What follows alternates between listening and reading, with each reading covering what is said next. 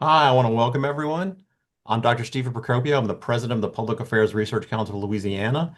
PAR is a nonprofit, nonpartisan state policy organization and watchdog. I want to thank our sponsor, B1 Bank, for making this webinar possible. We truly appreciate the efforts that they have done on our behalf. Um, so this topic is, I think, a very important one. The Department of Children and Family Services is arguably one of the most important jobs across state government, the protection and safeguarding of Louisiana's children. It responds to the allegations of abuse and neglect, oversees the foster care program, handles child support enforcement, and promotes child safety. It has also drawn high-profile scrutiny for the handling of those cases over the years, including its responses to the allegations of child abuse and safety concerns. The department has had four secretaries in the last decade, which shows you the sort of difficult work that's going on there. To talk about this very important topic, we have gathered a fantastic panel. We have Senate President Pro Tem Regina Barrow, Senate Select Committee on Women and Children Vice Chair Senator Beth Mizell, and Judge Kathleen Richey, who is the Child Ombudsman of Louisiana and a former juvenile court judge in East Baton Rouge Parish, and that is underselling all of the work that she has done in this area. DCFS Secretary Rebecca Harris had been scheduled to join us for this discussion, but notified us Friday that she wouldn't be able to attend because she needs to focus on preparing for the Senate committee hearing about this topic that is scheduled for next week, which I'm sure the senators know all about and are preparing themselves for that. Judge Reggie, thank you very much for filling in. We truly appreciate it, and we heard so many good things about you. And I want to thank everyone for participating. Um, just quickly, this is going to be put on YouTube. For all the people that are looking, you can put questions into the chat and into the Q&A code. And then Melinda will be looking through those and we'll ask those questions. So start thinking about it now. What tends to happen is that people have a whole bunch of questions like half an hour in, but then questions have already piled up. And we try hard to make sure we answer all of the questions, but we can't always do it. So with that, um, Senators Barrow and Mizell, the legislature, particularly the Senate Select Committee on Women and Children, has spent a lot of time reviewing issues related to the Department of Children and Family Services. Can y'all talk through the concerns? Absolutely. Thank you so very much for having us. And just tell me, should I keep talking or should I allow Beth to talk right now? No, you go ahead and talk. We'll take Okay, turns. But okay. y'all two senators, so be Yes, mindful that we sir. only have an hour. Yes, sir. So, look, I first of all, thank you so very much for the invite. I am glad to be here. I'm glad to be one of the guests today. And certainly, you said in your opening comments, you believe that it's one of the most important departments. I will say that it is the most important department. I call it the heart of state government because they deal with our most fragile capital in this state. And so I believe the work that they do is critically important and that we must do this work properly and we must do it right. Now, one thing I do know and I have acknowledged is the fact that we will always have children. We will always have fragile families, but we need to make sure that we have good systems in place to help those families to get back on their feet, to ensure that our children are not experiencing abuse and neglect, especially in the years like we have seen here past. I'm extremely concerned about the direction that we are going in because it appears that we actually are doing worse than we ever have done before. Currently, we have more than 44 children, and this is not all of the kids thus far that have lost their lives. And last year, we were in the 50s. We are in the month of August. It's not even mid-August yet, and those numbers are way too high. So I am very concerned about that and have continued to work extremely hard along with my colleagues to address this issue. Thank you so much. Senator Mizell, would you share same thing with concerns that maybe the Senator Barrow didn't cover? Well, absolutely. The fatalities are not acceptable. And frankly, Senator Barrow and I came in together. We've been talking about this the whole 10 years that you referenced, Stephen. Um, I think we've been really good at identifying the problem, but not so good at finding out what's being done to correct it. And the frustration is, we make suggestions, we pass laws, but the implementation is kind of kept to itself. So it's really hard to have any confidence that anything, and I know Senator Barrow has passed a lot of legislation this year. And frankly, my hope is that we know what's working and what needs to be tinkered with from this point on. Because we've changed secretaries, like you said, 4 times. The problems are not fixed. All right, Richey. So, would you first of all just walk through what an ombudsman is? I think most people don't know what that is. Most people, including myself, had to look up how to pronounce it. So that it would be helpful if you kind of work through that a little bit, and then if you could also after that talk a little bit about your role and what your office particularly does. Well, certainly, and thank you for including me. The ombudsman is a role that is historic. It's been around, the concept of an ombudsman has been around in private business entities, in universities, in government since the 1800s. Louisiana has an ombudsman for elderly affairs that we've had for a while, but the child ombudsman is new. And my impression, I was not involved in the legislation that created this particular position and this office, but it occurred in 2023, and Senator Barrow was the sponsor of the legislation.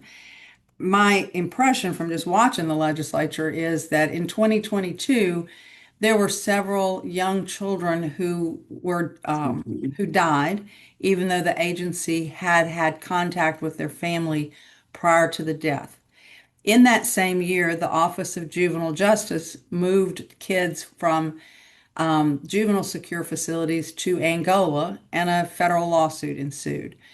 And I think the frustration that the legislature had is that when they wanted answers to what was going on and why these things were happening, the only people they could ask were the agencies who were making those decisions.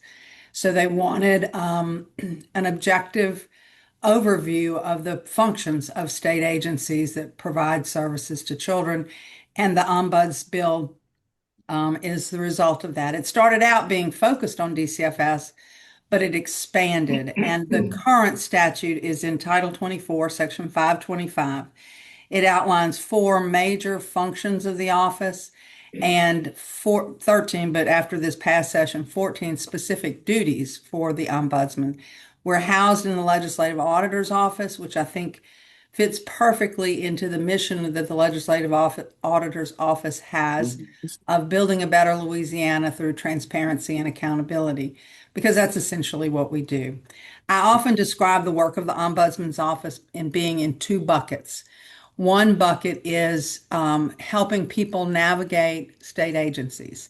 So anyone in Louisiana or anyone who has a child in Louisiana can contact my office through either email, or there's an online complaint form, or even a telephone call or a fax. And we will review the complaint, find out whatever information we can, and help that individual navigate the system in a way that benefits the child and promotes the best interests of the child. Sometimes that means we don't do what the complainant wants done, but we do what's in the best interest of the child. The other bucket is in a large way informed by the first bucket, and that is we evaluate systems, both policies and procedures and the functions of systems, and make recommendations for changes that we hope will improve outcomes for children. So that's in a nutshell what we do. Well, I do have an hour-long presentation on it, but I cut it down. Well, no, that was pretty good, actually. No, that was fantastic, and I think that gives everyone a good starting base that we can have for the rest of this discussion. So now I'm going to turn it over to Melinda. We have a couple other questions, and then, like I said, everyone else, on your screen there'll be a Q&A button. I think we got one question in there already, which is fantastic. So I'm going to turn over to Melinda. Okay, great. Senator Mizell and then Senator Barrow, this will be for you as well. I know that DCFS has said that it is working on organizational and policy changes of various kinds, and I know they've made some presentations to y'all's committee already about that. Have you seen any noteworthy changes that have been made so far from your perspective, Senator Mizell? I'm not aware of any. I've seen a announcement of a new dashboard or a new branding, but nothing that gives comfort to the need of protocols that Senator Barrow and Judge Richey have brought out multiple times, especially on child fatalities, especially on the call response. What happens when a call is made, and what is the follow-up? I think those are critical to expecting different outcomes. And so much of what we're trying to do has been done successfully in other places. So we can certainly look to other states to give us answers, but I haven't seen anything that's being planned at this point. Okay. Senator Barrow, same for you, but also let me add this. I know that you had some legislation that you passed related to DCFS in the regular session, including a bill that expands the information that goes to the Child Ombudsman's office Mhm. and creates some sort of law enforcement liaison position at the department. Do you know if those things are being rolled out right now at DCFS, or have you found anything in terms of the changes being implemented? Thank you so much for the question. So, first of all, going back to the question that you initially asked Senator Mizell, no. The only thing that I have seen is this new marketing campaign as it relates to the dashboard, which, in my opinion, was not necessary. Secondly, as you just asked me regarding the components of my bill, as I am aware of, the bill, first of all, the bill doesn't go into effect until January 1st.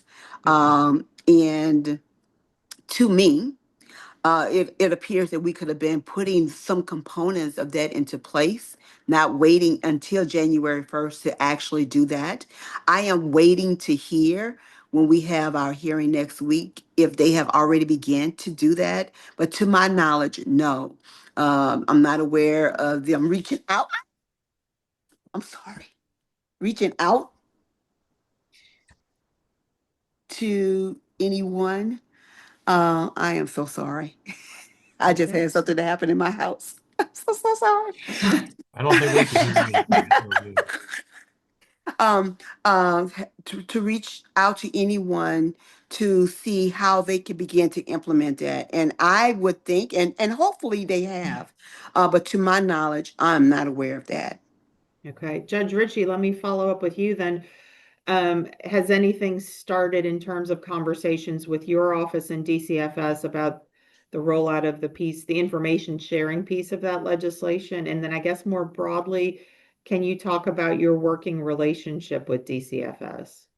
Well, we meet with the Ombuds office, and when we started in 2023, it was just me, and we recently onboarded two more assistant ombudsmen, so we're now up to six. So we are slowly building the capacity to perform the work that the legislature has designated for us to do.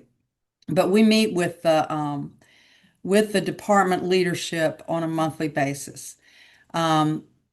To discuss issues that we are seeing and to learn about the initiatives that they are trying to implement.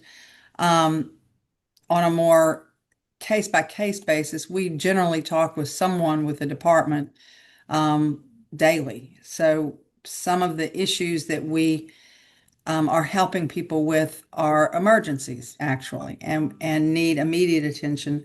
So we do have we came to an agreement about who in the department structure would be the appropriate person to, for instance, children who are backlogged in hospitals. There's one contact person for us to talk to regarding that. Children who, when the issue is maybe the parents aren't being able to visit their children, there's a different person to contact about that. And so we do have a fairly, I think, consistent communication with the department. I will acknowledge that communication I mean, we call and they have to call us back, and sometimes it's days. I know they're busy. I get that. But I would note that that's one of the biggest complaints that people in the state have about their DCFS worker is lack of communication, open lines of communication and responsive communication. So, but we do meet regularly. And the second part is what have I seen implemented? I know that in terms of the specifics that are in the statute regarding the information that the department is required to provide regarding child fatalities, that hasn't, we haven't seen that yet. I don't know if that means that they're trying to streamline their process so that when January hits, it'll be efficient and effective. But we have not seen those pieces of information in our notifications yet.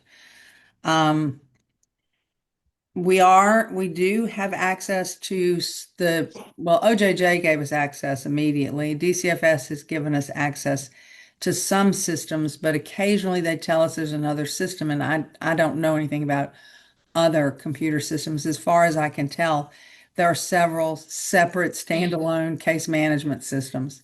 I did have a case manager call me one time to ask me if I could tell her what the information in one system was about her case because she wasn't allowed to access that information. So I think one of their biggest challenges is their technology, and integrating their technology in a way that'll benefit outcomes for children is something that concerns me. Right. Another issue that I think is prevalent across the state, particularly in the rural areas, is access to services. People's children aren't in foster care because things are going well in their life. They're having problems. And having access to services that can meet those needs and help families heal and rehabilitate are critical to being able to return children to their homes. And we do have, in some areas of the state, a lack of access to services. So I think that's an issue. That's a cross-agency issue. That's a consistent problem in rural areas Yeah. for a lot of things. And Senator Mizell is nodding because she's been on the forefront of those conversations across multiple departments and multiple agencies. But I do think it's important to note that there are several pieces to DCFS. Centralized intake is who receives calls for reports of abuse or neglect. And in 2025, that division received over 50,000 calls, 54,858. That entity is the entity that determines whether or not there will be an investigation opened. In 2025, of those 54,000 plus calls, there were 23,000 investigations. So approximately 40% of the reports of abuse or neglect were investigated by the department. The investigations are done in the local offices by a unit that's called CPI, Child Protection Investigation. And the investigation determines whether if the report is substantiated, then there are a variety of responses that the department can implement. One can be family services, one can be an alternative response where the family is referred to local services, and then the most extreme would be to remove the child from the family. So those decisions are made by the child protection investigator. If the child is removed from the family, then they go into foster care, and that's a different unit in each of the local offices. If they are receiving services in their home, that's a family services unit is also in the local agency. So there are parts of the system that need to communicate with each other, and but they have significantly different functions. Okay. We are starting to get a slew of questions from people watching, so thank you all for sending those in. One of the questions that we've been asked is about this seems like a specific set of circumstances, but I'm going to try and sum up parental rights being removed from a parent when that parent reports alleged familial trafficking via certain judges. So essentially, this person is asking when a parent reports that a judge's conduct may be improper, they can be further punished. So what is being done to protect children and the parents who report this kind of alleged familial trafficking? Is that Senator Mizell? Is that I feel like this is something that has come up in y'all's committee before. Yeah. And in Senate Select Committee, we've had long discussions about this in meetings with various complaints from around the state. So it wasn't localized in one area. It was amazing to me that it was all over the regions of the state. I know we've talked to some judges. Senator Barrow and I met with a group with the Supreme Court to ask about oversight. I can't say there's been progress with that. Senator Barrow. It's disturbing, frankly. It was a very disturbing conversation. Okay. Senator Barrow, anything that you want to add on that topic? I would just add that one of the other things is that we had the judges that come before us. We had some of the representation of the judges that come before us in the task force. And one of the things that they talked about was making sure that they have this training, right? Because we do have the three branches of government, right? And we are always constantly reminded in terms of the role of the legislative branch versus the legislative branch. But there have been a lot of concerns brought to us as relative to judges, and we find that oftentimes it is across the state, but it seems like it's more prevalent to me in rural areas. And one of the things that they committed to us is during the upcoming trainings, they will make sure that they are retraining many of the judges and making sure that everyone has a better understanding as it relates to their roles. That's another issue when Judge Richey, I always call her Judge Richey, Ombudsman was speaking about many of the tasks of DCFS. Some of the decisions that we do see that are being made are because of what the judges have determined, and we may not always agree with those, and we're not sure of all the factors that are being used or weighed in to make those determinations. And so that is a huge issue, and one that this is a big, I'll say this is an elephant, right? And how do you eat an elephant one bite at a time? And so we are going to really address this issue one bite at a time, but this is a huge issue and we do recognize it. Judge Richey, let me ask, in terms of your role as ombudsman, does it extend to reviewing judicial oversight of some of these cases, or does that go beyond the scope of what you're tasked with? The statute specifically authorizes and directs the Ombudsman Division to review state agencies and entities that are providing services to children using public funds. So that would not include the judiciary. Okay. I'm an alum, and I can tell you that some of the complaints are valid. One of the comments that I have made repeatedly is the place to hold the agency accountable is the courtroom. But if the courtroom is just getting information from the agency, then the decisions are going to be pretty one-sided. This is actually an adversarial process. There are three parties to each of these proceedings: the state, the parent, and the child. The state funds the attorneys that are representing the parents. So the attorneys need to do a better job, in my view, of providing evidence and argument to the court. And if the court's decision doesn't comport with the evidence in the law, then they need to appeal. And I don't see a lot of that happening. And the same is true for the children's lawyers. There was a case that I was working with last year where the child's attorney told the foster parent that they were not allowed to talk to the foster parent. This was a 14-month-old child. This child couldn't talk to the attorney, but their caretaker could, and the attorney would not talk to the caretaker. So I think that when we talk about judicial education, we need to expand that to being the education for the attorneys that are active in this system. If the only information that the judge gets is from the department, then their rulings are going to be what the department recommends. And sometimes the judge is making rulings without full information. Okay, that's distressing.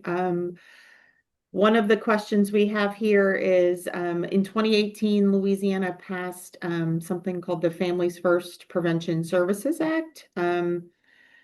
From your perspective, and I'm going to ask you this, Senator Barrow, from your perspective, has progress been made in terms of focusing on prevention and shaping the committee agenda? Is that part of what y'all are looking at, is prevention as opposed to just response? And if so, where can you see the need to make improvements? Absolutely. That is certainly for me, that's really my focus. Because oftentimes there are signs, right? There are signals that comes. And so one of the things that we asked the department, we talked about when those calls come in, right? Oftentimes they may not require that they have to go in and actually remove a child, but that family may need some support. And so we have all of these agencies or organizations that are in place that are supposed to be that support structure for the department. So if we have a family where the child is coming to school uh, in dirty clothes, what is the real issue there? How can we assist that family? It doesn't require, it may not mean that the child needs to be removed from the family. It may require that there's some support that is needed. And so we are asking or trying to make sure that the department is actually weighing in and helping on the front end when that information is brought to them. One of the things that I'm really excited about is the work of the community action agencies, or our community groups, with our community advocacy groups that do such a great job in our state. And so if we are utilizing those groups and other entities that are in place who are able to help us identify and then work with those families, then I think we can curb a lot of this. I believe that some issues start off small and then evolve into something big because there has not been any assistance that could have been yielded to that family to help that family. But we have heard of cases where individuals have had where the child was reported uh, not clean, and the department has come in and taken the child when that was not what needed to happen. Whereas there have been other situations where we've heard that there are drugs in the house and they did not go in and take the child. So the standards that the department actually utilizes is one of the things that concerns me, because there seems to be a level of inconsistency in terms of how that's done, the decisions that are made. But at the end of the day, my goal is actually to intervene and to preventative services to help those families. And I don't know if we are doing enough of that. And it was quite disturbing during this past session to hear that many of the agencies that were contracted out, many of them had actually didn't renew their contract, or their contracts weren't renewed. And we were told that many of these would be reviewed and brought back into um, action, or be brought back into place by midsummer, or by they should be in place by now. But I have not heard if those programs are back in place. That is concerning because I don't know if they are. And that to me sometimes is the first door to actually addressing some of these issues in prevention. Senator Mizell, we have a question about the turnover in DCFS in the secretary's position. I mean, obviously, a governor appoints his or her cabinet, and so this person is asking, can the state create stability for that position? Because it would seem as though as soon as you get a new governor and a new administration, there's going to be turnover, which could be disruptive to that position. It might be broader than that for us, though. I feel like there's been more turnover than just new governors. But is there a way to deal with stability in that job? Yeah, well, that's a loaded question because just looking at where we are right now, I don't believe that Marquita or I just forgot, is it Terry, and then Judge Matlock, and then Rebecca are not capable. I mean, all the way back, we've had hearings where you could pick up a hearing from 2018 and insert it on where we are today. The problems have just been repetitive from administration to administration. There's got to be a solid team supporting that secretary, which means holding that office accountable. And that requires transparency, that requires data to be shared. And it's kind of the chicken or the egg. Do you have to know there's a team ready to support you making the right decisions? Or are you only going to make the right decisions after you know there's a team? Because I know Senator Barrow and I have been in meetings where we have reinforced the idea that we are a team. We want to see success regardless of who is at the front of the agency. But we can't be honest about recommendations and follow through if we don't know what the protocols are and if we're not given the numbers. So I think that's the goal we're trying to overcome. And that's been regardless of what who the secretary is. And I go back to other states have found the secret sauce that came from situations like we've had for years. We need to replicate it without apology and without criticism. This is just going to be the way it has to be done.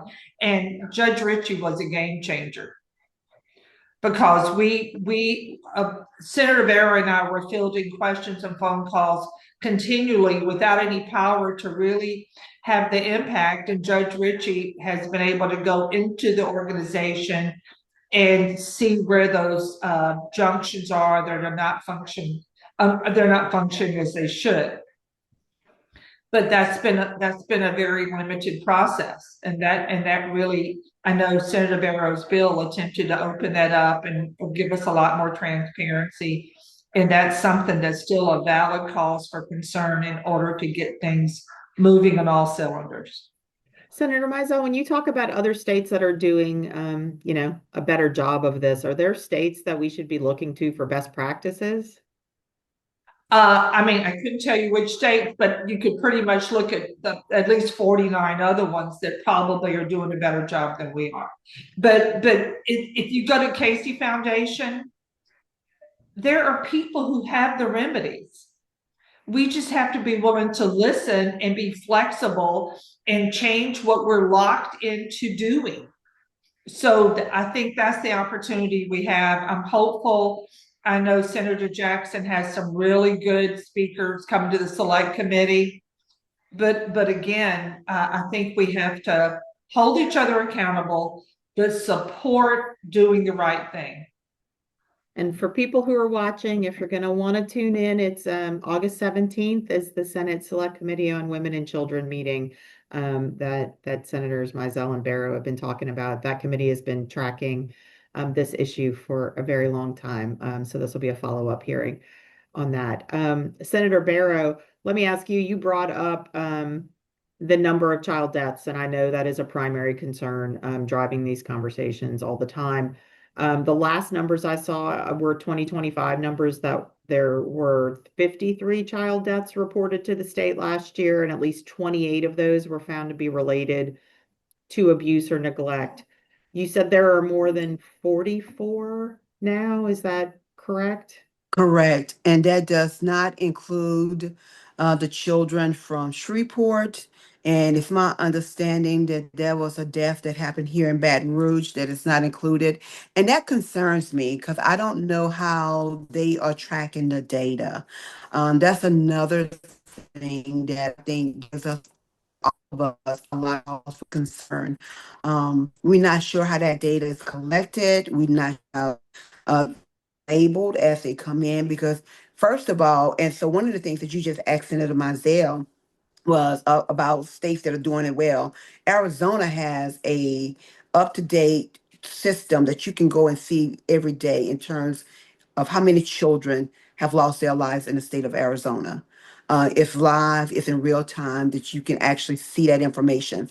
When we presented that information to the department, I can tell you it was not well received. But that would help us a lot in terms of being able to see where these deaths are occurring. It doesn't give you any information in terms of how they happen, but you can see where it's happening in the state. And you can see that it's a child with a name. But yes, and again, this is not, to me, this is not all of the children. These are just the ones that we have been made aware of. And so hopefully when they come on next week, we can get that true data and find out how they are actually keeping up with these numbers. Another thing that really bothers me is the length of time that sometimes it takes for them to be able to come back and substantiate whether or not this was as a result of abuse or neglect. Because I believe that we still have some cases from 2025 that have not been actually completed, and we still don't know if those cases, of the 53, you have that number with 28, I think, that they substantiated, but there's still some that are still out there that they have not finished or completed investigating, and that is problematic. Judge Richey, in terms of those cases, does the department share that information with your office, and do you have a good understanding of how they are responding to these allegations and making decisions? Well, the department is required by the statute to report to my office within 24 hours of opening an investigation into a child fatality that is alleged to be due to abuse or neglect. That's the 44 number. We track this data, and our system is set up to alert us if the investigations go beyond the policy limits. DCFS policy gives them 30 days to complete the investigation work, and then an additional 30 days for supervisory review and any adjustments, any additional investigation. So it's 60 days. They should have made a decision in not just fatalities, all cases, whether or not there is abuse or neglect. Now, obviously, if there is a safety concern, those time limits speed up real fast.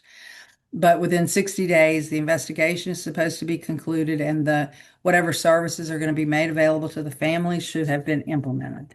And then at that point, we will ask for their determination.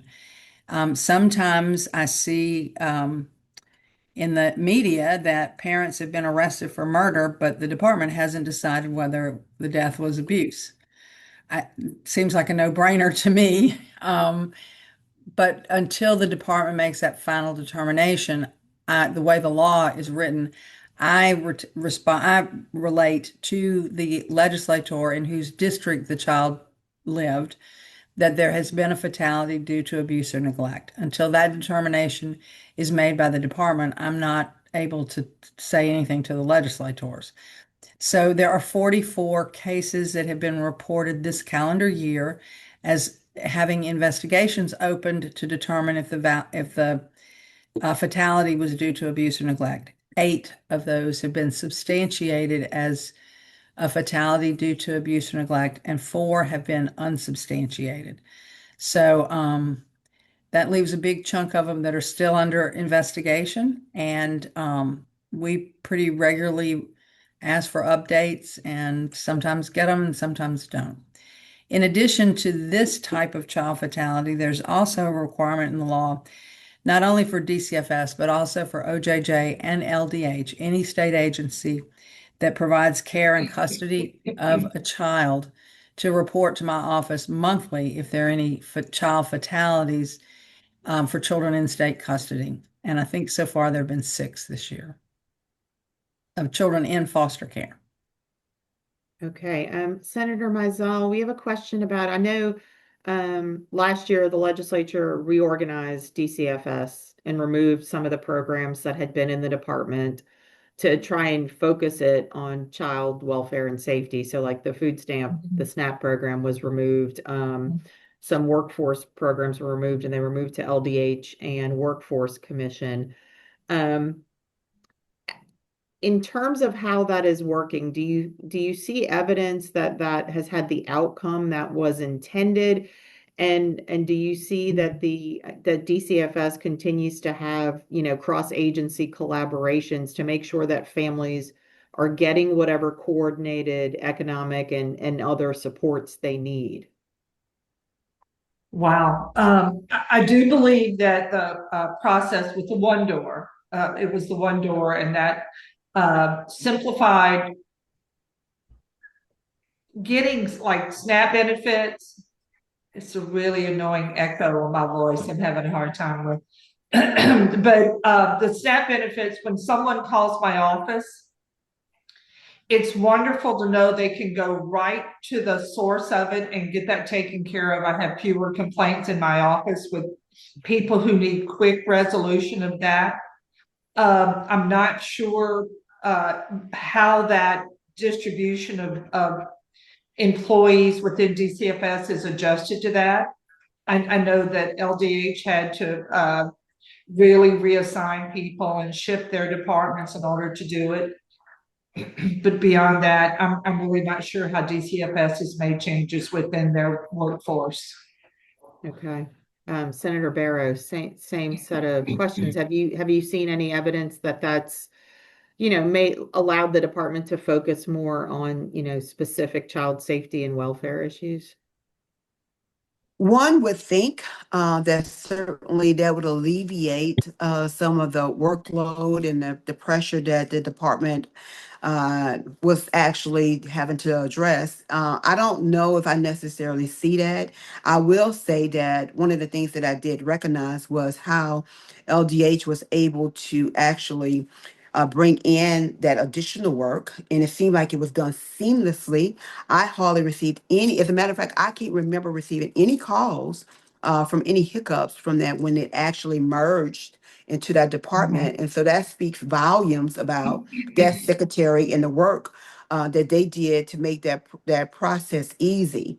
I will say when I brought the bill to actually abolish the department, my intent was not really to abolish it, but really to have a conversation to address and realign things that needed to happen. But I can tell you, once we got started, it appeared to me that it may have been easier to break it and rebuild it rather than where we were or where we are today.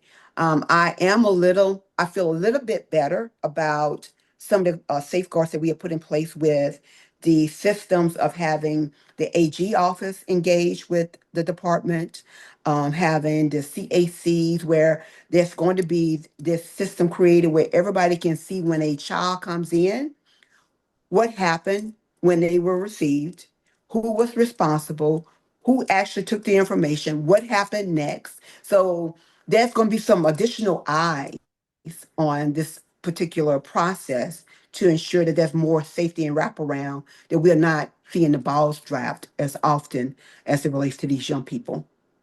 Okay. Judge Richey, we have a question for you. You made a comment about services that were lacking for families. Somebody who was watching was asking, are you referencing housing, mental health services, substance abuse supports? What kind of services are you seeing that are missing in these rural areas and other places? All of the above.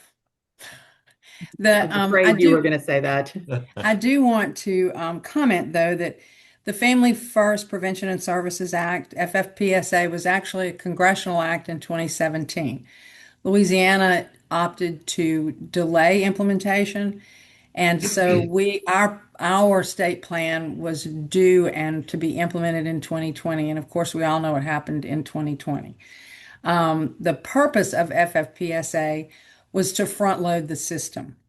Prior to this, there were times when families would even ask that their children be put in foster care if the child had specialized mental health services that were needed that the family couldn't provide.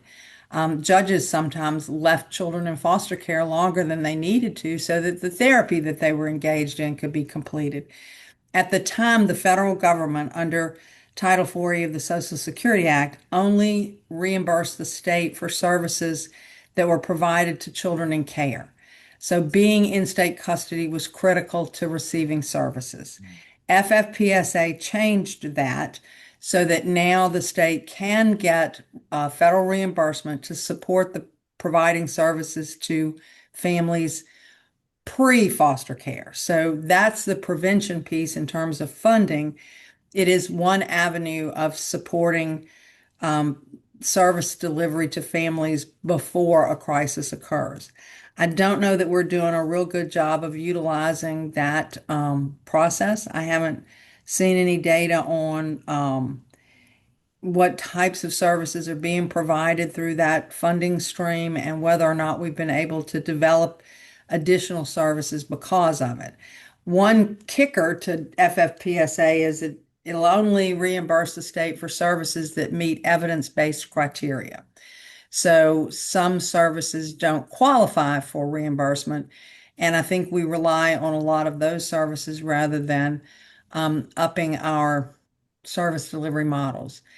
The other thing that FFPSA did that I think the state has done a good job in, or at least we're on the road to doing a good job, is it requires the state to put less reliance on congregate care.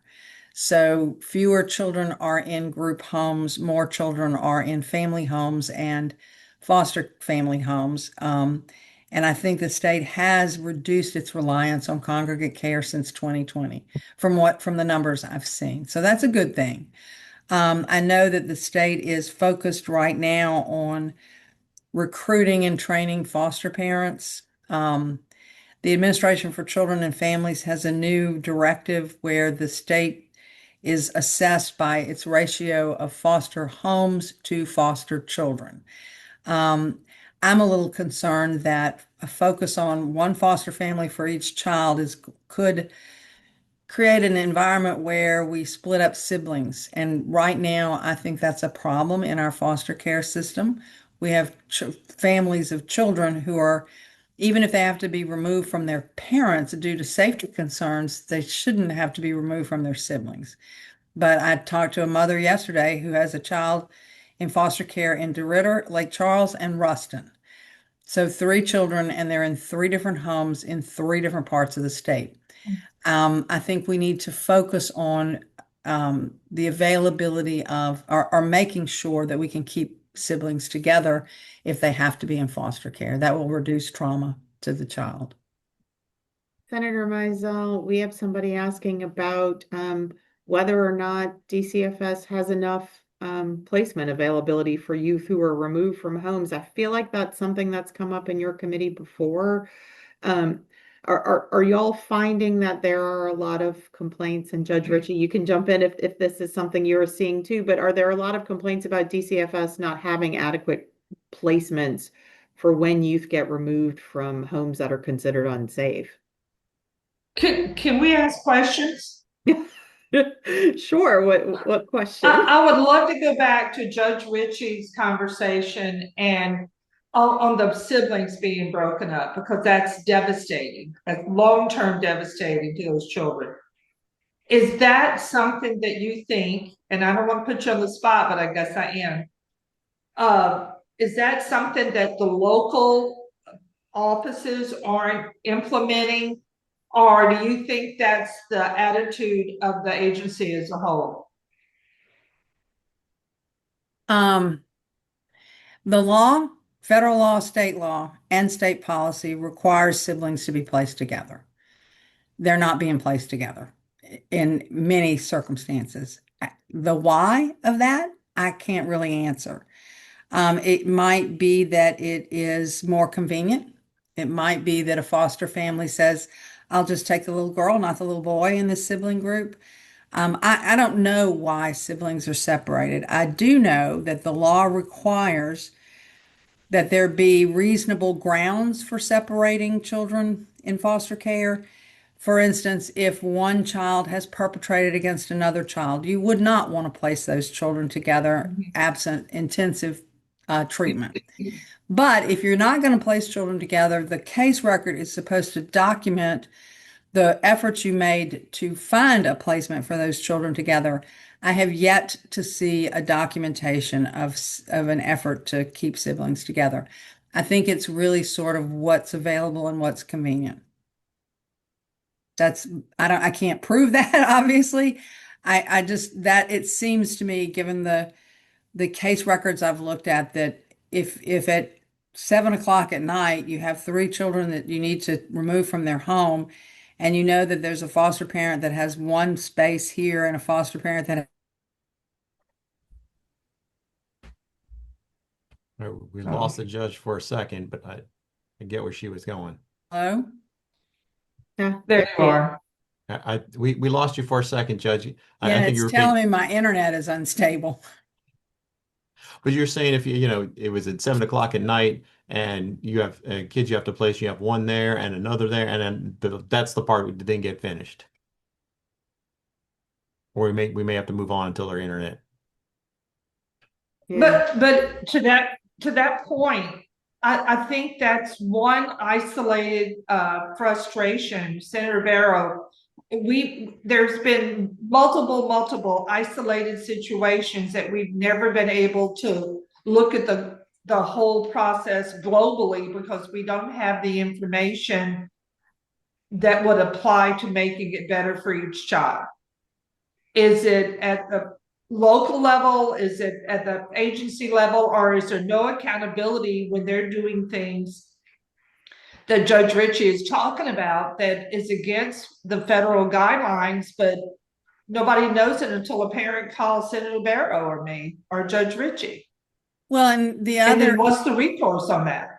the other issue that is outlined in the 2025 annual report is that we seem to have a significant issue with placing children with family, safe, committed, available family, and we instead put children into third-party foster families that are also safe. But I've had grandparents have to fight the department just to get their grandchild into their home instead of a foster home. Again, federal law, state law, and policy requires placement with family when there is family available to provide for the child in a safe, stable home.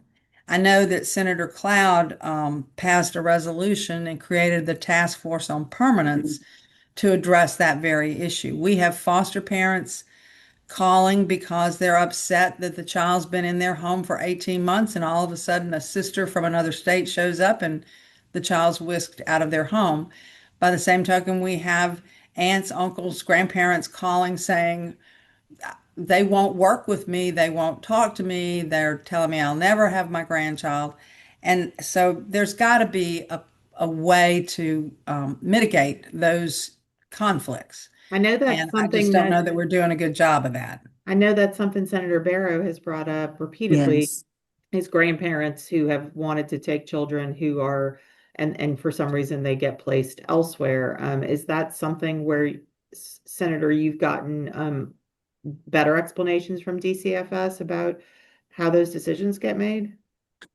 Actually, I have not. And so, this has been a long-term issue even before this secretary, and the ideology or the methodology by which they use, going back to what I said early on about the inconsistency, is one of the things that really bothers me. The law is very clear about what should happen, but I can tell you I've had way too many families to reach out to me to share with me how they believe that if they complain, if they ask too many questions, then there's some level of retaliation that happens to them.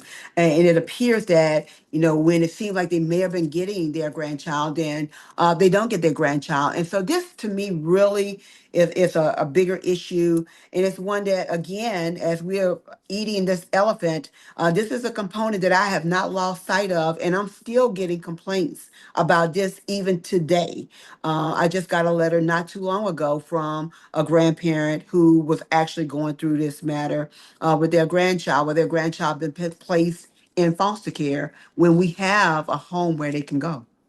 Well, and I can Which tell you, we've had people who have sought our assistance in getting their family member out of foster care and into their home, who have called back and asked to withdraw their complaint because of the retaliation Mm. for having reached out to the ombuds office. Yes. So that's a serious issue. More to your question, Melinda, I do think, and I have thought this for decades. I was telling Senator Barrow yesterday, the first secretary that I ever dealt with was David Hood when it was DHHR. And I've had some relationship with every secretary since. and I think this has always been true. The state office sits in the Iberville building. The local offices are their own little kingdoms, and they do whatever they want to do with little or no oversight and guidance.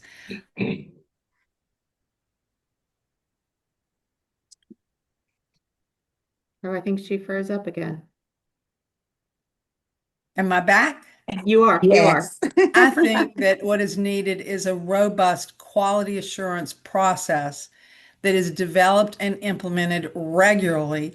I don't think the local offices are evil. I think they don't sometimes know what they're doing. And if they had a professional oversight, there would be more accountability. The workers that are messing up could be redirected, or if they're going to mess up because they want to mess up, then they can be terminated.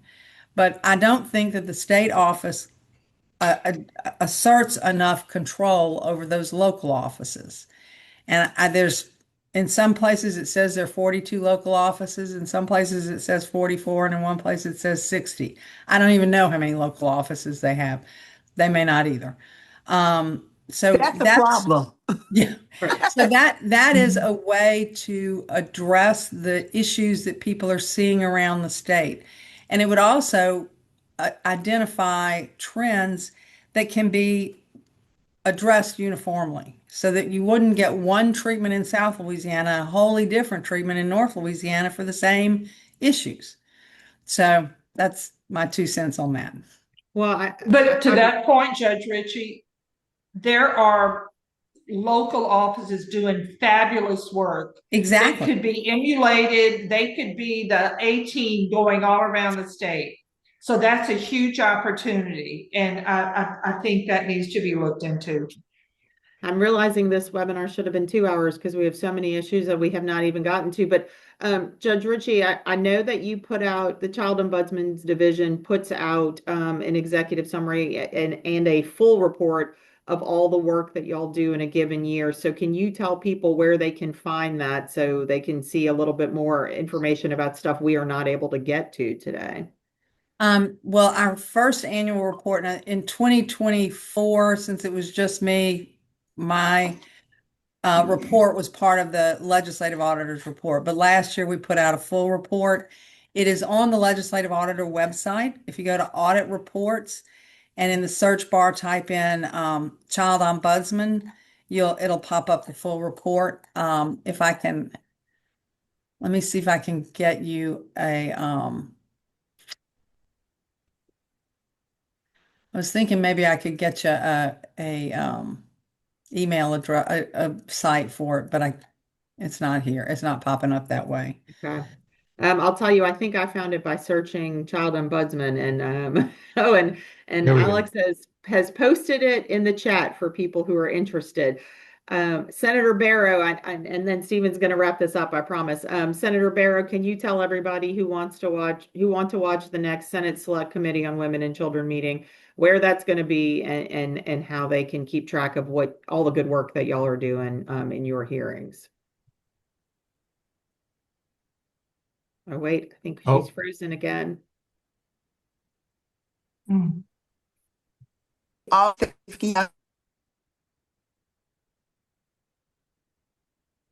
Oh. me. Oh, there Oh, you there we are. go. Yeah. Okay. I'm sorry. It's going to be August 17th, which is Monday, starting at 9:30 a.m. On the Senate side, I believe in the Hankel Room. And I would say to everyone, please come out. If you can't come out and be in person, please watch it live. You can watch it live by going to www.legis.la.gov, and you can watch the hearing. And if you don't have time to watch it, you can go back and look at it. But I would encourage you, if this is a subject matter that you are watching and you're interested in, that you follow us because we are asking the questions. We are definitely trying to get to the issue, to the root of the problem so we can address those issues. And we need to hear about your cases. Every case is unique.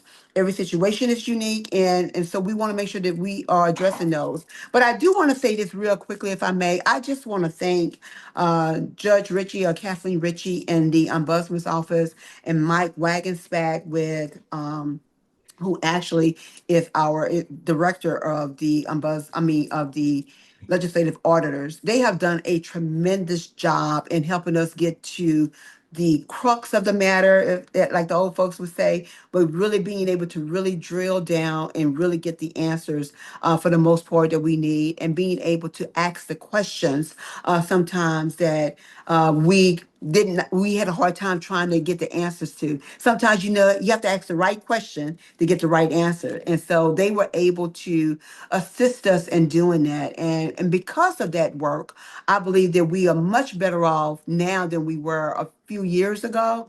But I can tell you, as society has changed, as communities has changed, and the issues that families are facing are a lot tougher, we are having more cases. And as a result of having more cases, I believe that we have to really ramp up the work that we are doing and making sure that we are not dropping any balls. All right. Mhm. Thank y'all so much. I really appreciate y'all have been a great panel, incredibly informative and illuminating. This is a really important topic. Hopefully, we're going to put this out on YouTube and people can see it and it spreads, some more of that information around the rest of the state. So I really appreciate what y'all have done, particularly Judge Richey. I think this has been great having you on as well. I want to thank everyone. Like I said, our YouTube's is going to be online. We'll have that posted probably by the end of the day, and we'll have it up there. Thank y'all so much. I really appreciate the time. I know y'all are all busy.